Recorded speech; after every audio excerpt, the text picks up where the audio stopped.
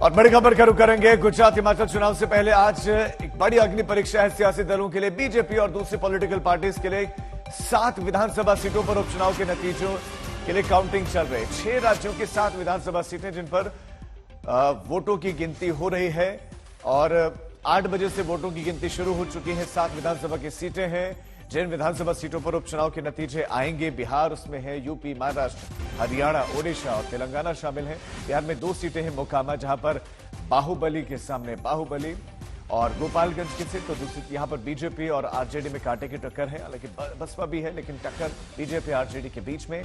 बिहार में नई सियासी समीकरण बनने के बाद से ये पहला चुनावी नतीजा होगा। और यूपी की बात करें, गोला गोकर्णनाथ सीट, इस सीट पर यूं तो बीजेपी और समाजवादी पार्टी में सीधा टक्कर है, लेकिन संसदीय क्षेत्र की बात करें तो फिर ये लखीमपुर खीरी में आता है। लखीमपुर वो जगह अजय मिश्र टेनी का क्षेत्र।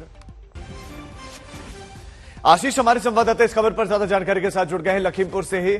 आशीष, तकरीबन आधे घंटे का वक्त अब हो चला है, क्या शुरुआती रुझान आने शुरू हो गए हैं?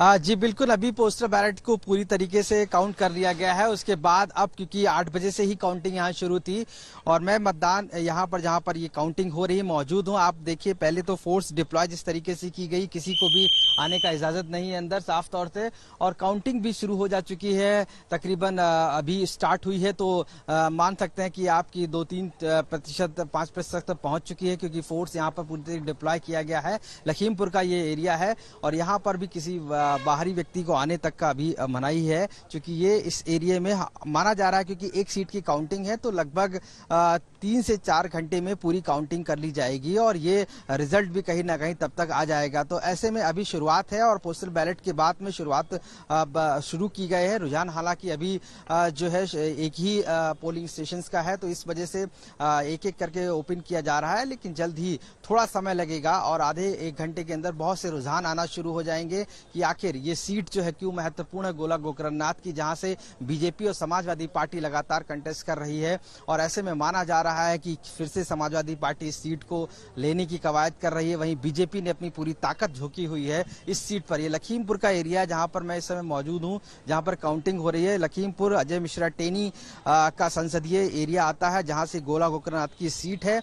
और यहाँ की सीट इसलिए बीजेपी के लिए महत्वपूर्ण हो जाती है क्योंकि इस पूरे समय अजय मिश्रा टेनी जो है वो हाईलाइट रहे हैं और उसके इशू रहा है, किसानों का मुद्दा रहा हो या गन्ना किसान का पे का करने का मुद्दा रहा हो, ये बीजेपी के लिए इस क्षेत्र में हावी रहे हैं। और यही वो वजह थी कि यहाँ पर बीजेपी ने अपने 40 जो स्टार प्रचारक थे उनको उतार दिया था इस गोला गोकर्णनाथ की एक सीट के लिए। हालांकि अमन गिरी यहाँ पर अभी जो खड़े हुए हैं, यानी कि जो बेटे हैं अरविंद गिरी के, वो उनके साथ सिंपैथी है लोगों की, चूंकि देहांत हो गया था पिताजी का उनके, जिसके बाद से खड़े हुए हैं। ठीक है, थोड़ी देर में आशीष लौट रहे हैं आपके पास। आप बता रहे हैं कि थोड़ी देर बाद रुझान आने शुरू हो जाएंगे। महाराष्ट्र का भी रुख कर लेते हैं, क्योंकि अंधेरी इस सीट पर भी उपचुनाव और वहां पर भी काउंटिंग। हमारे साथ ऋत्विक भालेकर है। ऋत्विक, क्या वहां पर शुरुआती रुझान या कितनी देर में शुरुआती रुझान वहां पर आ जाएंगे? क्या स्थिति है इस सीट की?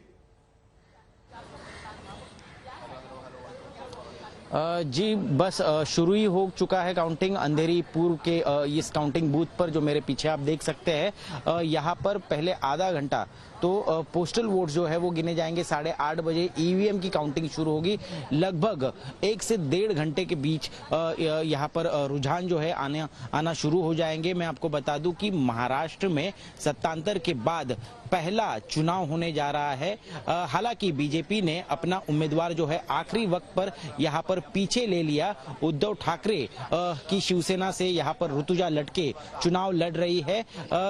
लगभग तय माना जा रहा है कि उन्हीं की जीत होगी, क्योंकि उनके खिलाफ कोई बड़ा प्रत्याशी नहीं है। हालांकि 7 इंडिपेंडेंट कैंडिडेट मैदान में थे, लेकिन सबसे बड़ी बात यह है कि ऋतुजा लटके को इस चुनाव में कितने वोट मिलेंगे, क्योंकि 31.74% यहाँ पर वोटिंग हुई है।